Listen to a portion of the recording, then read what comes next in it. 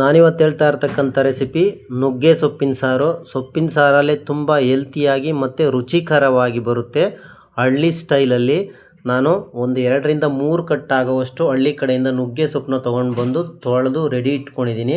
100 gram ಬೇಳೆನ ತೊಳೆದು ready ಇಟ್ಕೊಂಡಿದ್ದೀನಿ. ಈಗ ಇದನ್ನು ನೀರು ಕುದಿಯೋಕ್ಕಿಟ್ಟು ನೀರು ಕುದ್ಮೇಲೆ 100 ಗ್ರಾಮ್ ಬೇಳೆ ಏನು ನೆನೆಸಿ ತೊಳೆದು ಇಟ್ಕೊಂಡಿದ್ದೆ ಆ ಬೇಳೆನ ಇದರೊಳಗಡೆ ಆ್ಯಡ್ ಮಾಡಿದ್ದೀನಿ. ಅದಾದ ನಂತರ ನಾವೇನು ತೊಳೆದು ರೆಡಿ ಇಟ್ಕೊಂಡಿದ್ವಿ ನುಗ್ಗೆ ಸೊಪ್ಪನ್ನ ಇದರೊಳಗಡೆ ಆ್ಯಡ್ ಮಾಡ್ತಾಯಿದ್ದೀನಿ. ಇದಕ್ಕೆ ರುಚಿಗೆ ತಕ್ಕಷ್ಟು ಉಪ್ಪನ್ನ ಆ್ಯಡ್ ಮಾಡಿಬಿಟ್ಟು ಸೊಪ್ಪು ಮತ್ತು ಬೇಳೆನ ಹಾಗೆ ಬೇಯಿಸ್ಕೊಳ್ಳೋಣ.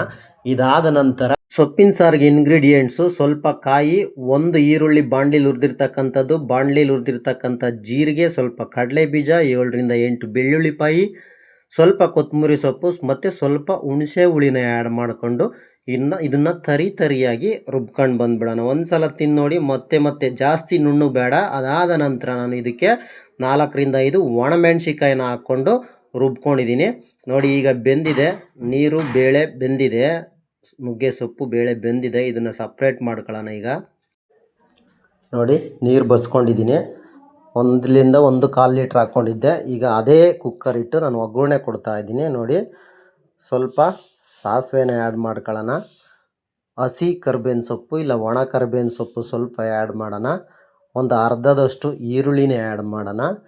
ಈಗ ನಾನು ಏನು ರುಬ್ಕೊಂಡಿದ್ದೆ ಮಸಾಲೆನ ಅದನ್ನು ಆ್ಯಡ್ ಮಾಡಿಬಿಟ್ಟು ಲೋ ಫ್ಲೇಮ್ ಇಟ್ಟು 2 ನಿಮಿಷ ಆದಮೇಲೆ ನಾನೇನು ಬಸ್ಕೊಂಡಿದ್ದೆ ನೀರನ್ನ, ಮಸಾಲೆ ಸ್ವಲ್ಪ ಲೈಟಾಗಿ ಫ್ರೈ ಆದಮೇಲೆ ಆ ನೀರನ್ನ ಇದರೊಳಗಡೆ ಆ್ಯಡ್ ಮಾಡ್ತಾಯಿದ್ದೀನಿ.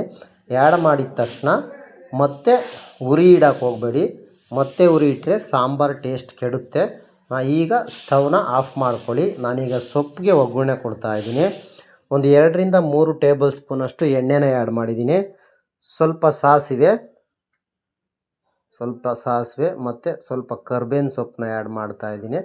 ಅದಾದ ನಂತರ ಚಿಕ್ಕದಾಗಿ ಹಚ್ಚಿರ್ತಕ್ಕಂಥ ಒಂದು 2ರಿಂದ 3 ಹಸಿಮೆಣ್ಸಿಕಾಯಿ ಮತ್ತು ಒಂದು 2 ಚಿಕ್ಕದಾಗಿ ಹಚ್ಚಿರ್ತಕ್ಕಂಥ ಈರುಳ್ಳಿನ ಆ್ಯಡ್ ಮಾಡಿದ್ದೀನಿ.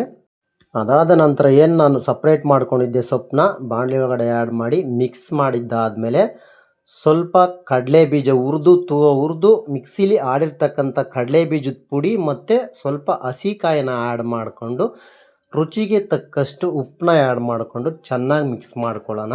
ನೋಡಿ ಈ ಥರ ಬಂದಿದೆ. ಸೊಪ್ಪಿನ ಸಾರಲ್ಲೇ ತುಂಬ ಸೂಪರಾಗಿ ಟೇಸ್ಟಿಯಾಗಿ ರುಚಿಕರವಾಗಿ ಆರೋಗ್ಯಕರವಾಗಿರುತ್ತೆ. ಸಬ್ಸ್ಕ್ರೈಬ್ ಮಾಡ್ಕೊಳ್ಳಿ ಫ್ರೆಂಡ್ಸ್, ಲೈಕ್ ಮಾಡಿ, ಹೇಗಿದೆ ಅಂತ ಕಮೆಂಟ್ ಮಾಡಿ. ಯಾವುದೇ ಕಾರಣಕ್ಕೂ ಸಬ್ಸ್ಕ್ರೈಬ್ ಮಾಡ್ಕೊಳ್ಳೋದನ್ನು ಮರಿಬೇಡಿ. ಹೇಗಿದೆ ಅಂತ ತಿಳಿಸಿ. Thank you very much.